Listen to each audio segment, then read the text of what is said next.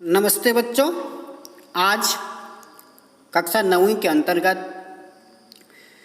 जो क्षितिज नामक पाठ्यपुस्तक है उसमें सांवले सपनों की याद नामक पाठ को लेकर मैं उपस्थित हूँ।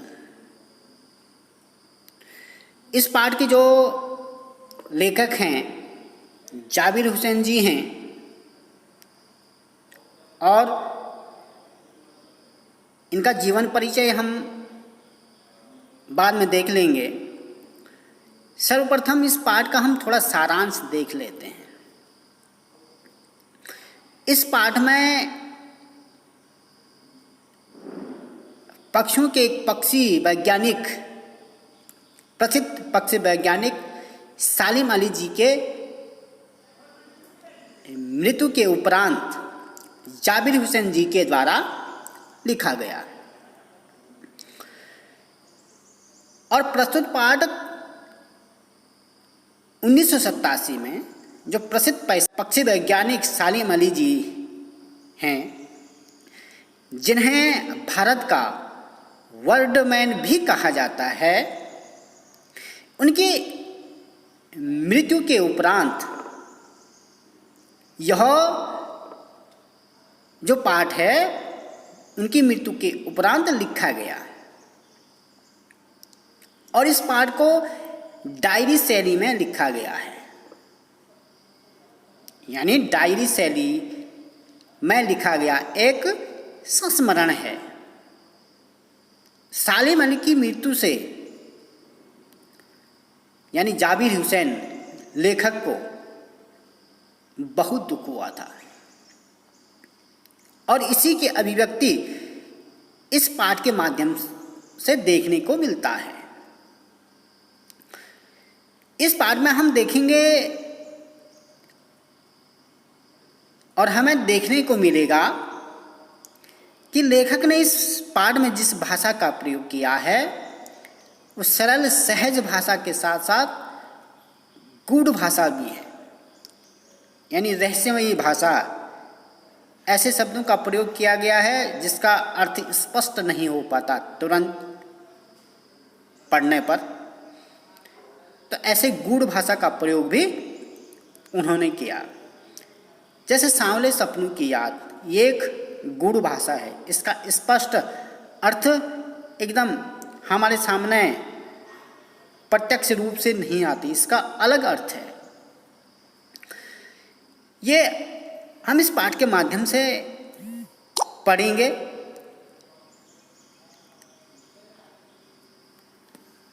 अब हम पाठ प्रारंभ करने से पहले इस पाठ के जो लेखक हैं जाबिर हुसैन जी, उनका जीवन परिचय देख लेते हैं। तो जाबिर हुसैन जी का जन्म 1945 में गांव नौनही, राजगीर जिला नालंदा, बिहार में हुआ। वह अंग्रेजी भाषा एवं साहित्य के प्राध्यापक रहे। सक्रिय राजनीति में भाग लेते हुए 1977 में मुंगेर से बिहार विधानसभा के सदस्य निर्वाचित हुए और मंत्री बने। सन 1995 से वे बिहार विधान परिषद के सभापति हैं। जाबिर हुसैन जी ने ये बहुत सारी जो भाषाएं हैं, जैसे हिंदी, उर्दू और अंग्रेजी, ये तीनों भाषाओं में समान रूप से लेखन कार्य करते हैं और समान रूप से लेखन कार्य के क्या करते हैं, कार्य करते हैं। उनकी हिंदी जो रचना है, जो कृतियाँ हैं, वे हैं जो आगे हैं: डोला बीबी का मजार, अतीत का चेहरा, लौंगा, एक नदी रेत भरी, ये प्रमुख हैं। एक राजनीतिक व्यक्ति भी हैं ये। राजनीतिक व्यक्ति के साथ साथ इनके अपने सामाजिक जीवन के अनुभव भी हैं और उन अनुभवों में उपस्थित आम आदमी के संघर्षों को उन्होंने अपने साहित्य में प्रकट किया है। जो संघर्षरत आम आदमियों के जो जीवन और जो विशिष्ट व्यक्तियों पर लिखी गई उनकी जो डायरियाँ हैं वो चर्चित और प्रशंसित हुई हैं। जाबिर हुसैन ने डायरी विधा में एक अभिनय प्रयोग किया है जो अपनी प्रस्तुति शैली और शिल्प में नवीन है। नवीन का अर्थ है नया ढंग से इन्होंने इस डायरी विधा को लिखा है।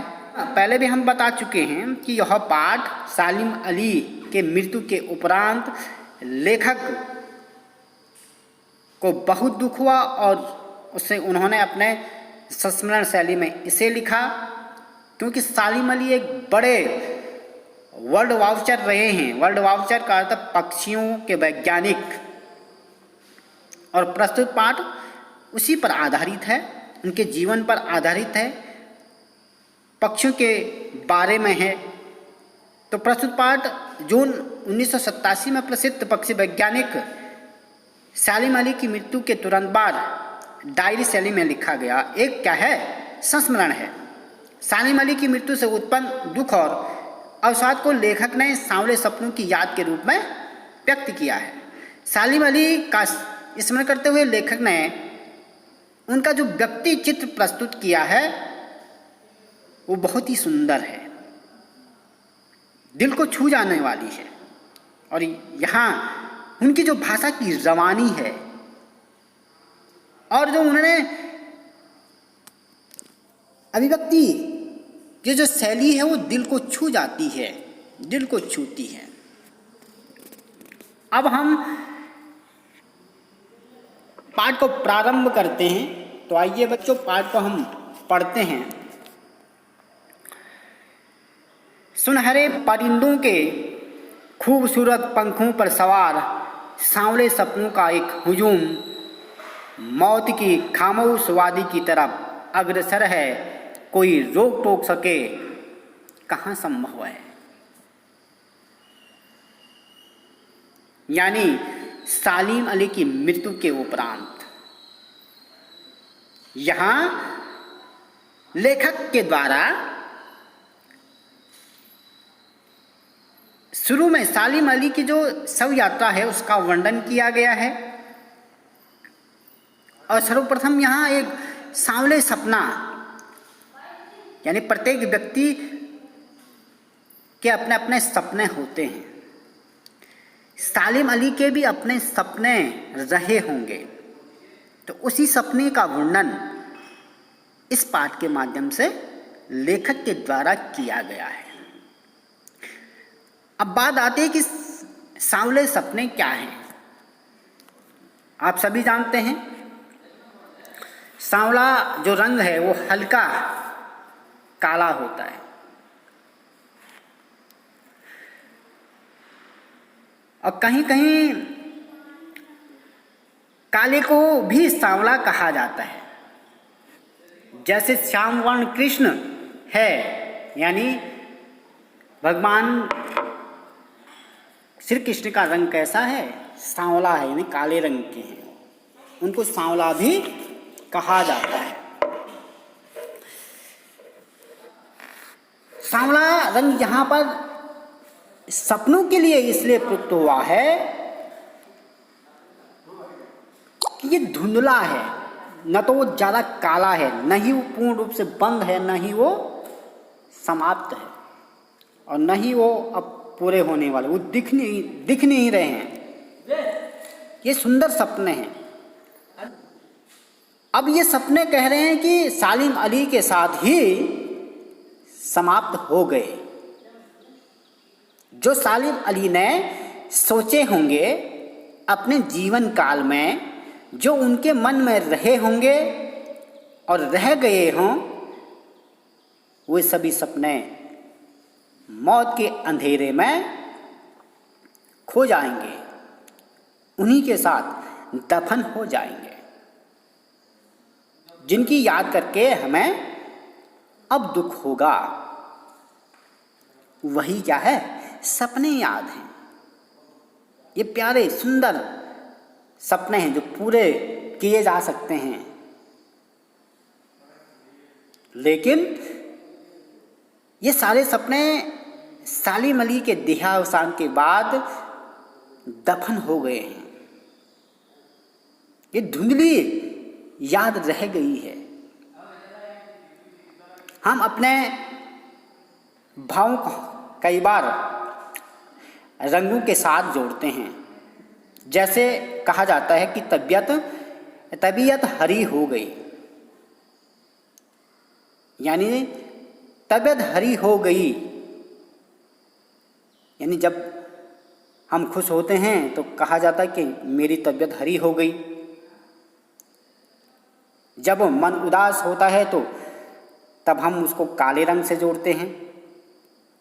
तो इसी तरह से डर लगता है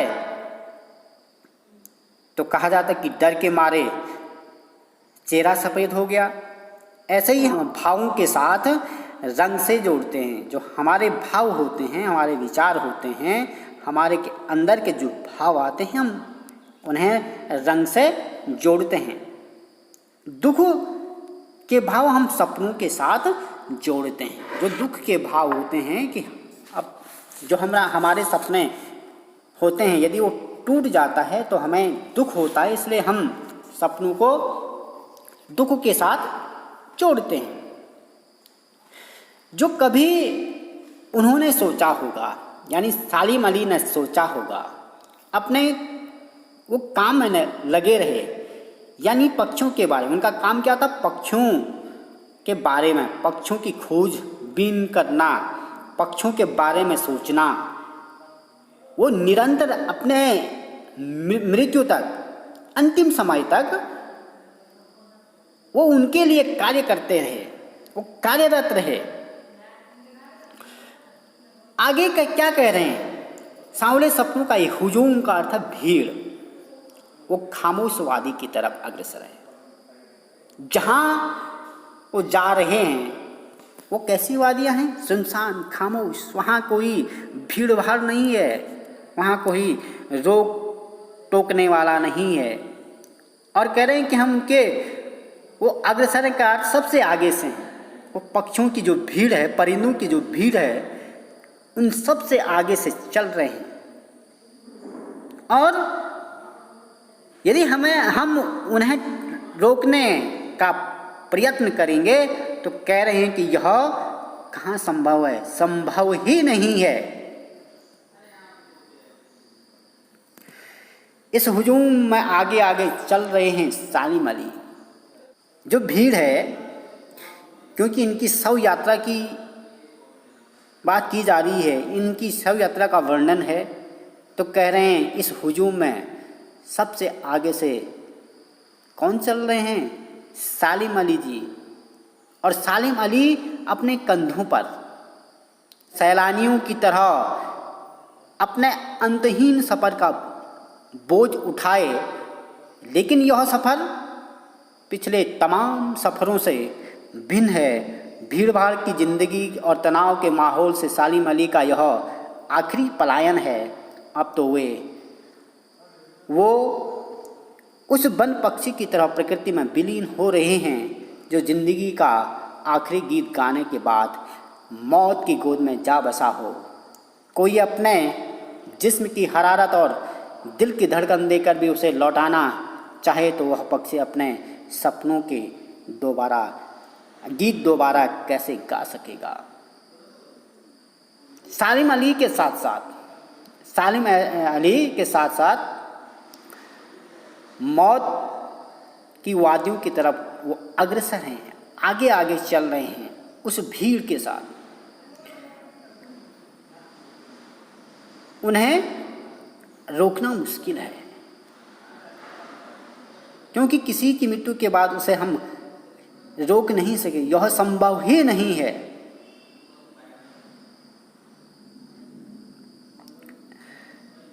सालिम अली की शव यात्रा को कंधे पे उठाकर सब लोग जा रहे हैं। उस भीड़ में जो भीड़ सालिम अली को ले जा रहे हैं, सालिम अली उन कंधों को, उन सपनों को ले जा रहे हैं और वो सपने भी अपने अंतिम सफ़र की ओर जा रहे हैं, सफ़र की ओर है। वे सपने अब पूरे होंगे या नहीं होंगे, क्योंकि वो सपने किसके हैं? सालिम अली हैं। और वो सारे सपने सालिम अली के साथ ही क्या हो गए? दफन हो गए। सैलानियों की तरह अब वे अंतहीन, सैलानी का अर्थ है जो यात्री होते हैं, जो एक जगह से दूसरे जगह की यात्रा करते हैं, सुंदर जो पर्यटक स्थल होते हैं या, और यहाँ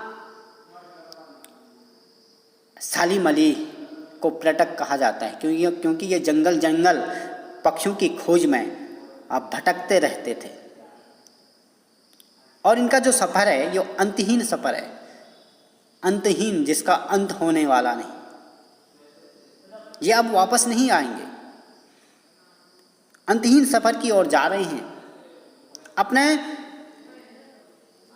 और कह रहे हैं कि अपने अनेक सफ़रों से, इससे पहले अपने जीवन काल में इन्होंने जो सफ़र किए होंगे, उन सारे सफ़रों से यह जो सफ़र है वो अलग है। यह जो यात्रा है वो भिन्न है। यह यात्रा इतने भिन्न है कि वो आप पक्षियों को नहीं देख पाएंगे, उनकी खोजबीन नहीं कर पाएंगे। अब क्योंकि ये आखिरी गीत उस वन पक्षी की तरह प्रकृति में विलीन हो रहे हैं, यदि हम इन्हें अपना जिस्म, और कोई इन्हें अपना जिस्म और जिस्म की जो हरारत है, जो गर्मी है, और अपने दिल की धड़कन देना चाहे और इन्हें वापस लौटाना या वापस लाना चाहे, तो यह संभव नहीं है, क्योंकि ये उस वन पक्षी की तरह विलीन हो रहा है। जो आसमान में कभी कभी आपने देखा होगा, यदि पक्षी को आसमान में उड़ते या जहाज़ को आप अपने आँखों से देखेंगे तो एक समय वो जहाज़ या वो पक्षी हमारी आँखों से विलीन हो जाएगा, ओझल हो जाएगा, हमें नहीं दिखेगा। उसी प्रकार से यह सालिम अली अब अपने अंतिम सफ़र की ओर है।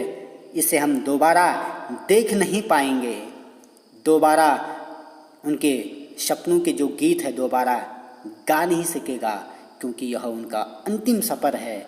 इन्हें हम वापस नहीं ला सकते हैं, वापस जिंदा नहीं कर सकते हैं। मुझे नहीं लगता कोई इस सोए हुए पक्षी को जगाना चाहेगा। अब यहाँ लेखक की एक अपनी पीड़ा है।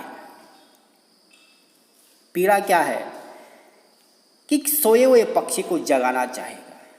यह पक्षी तो हमेशा के लिए, यानी सालिम अली हमेशा के लिए सो गए, लेकिन उनके जैसा अन्य कोई समाज में दिखता नहीं है जो प्राणियों की चिंता करें।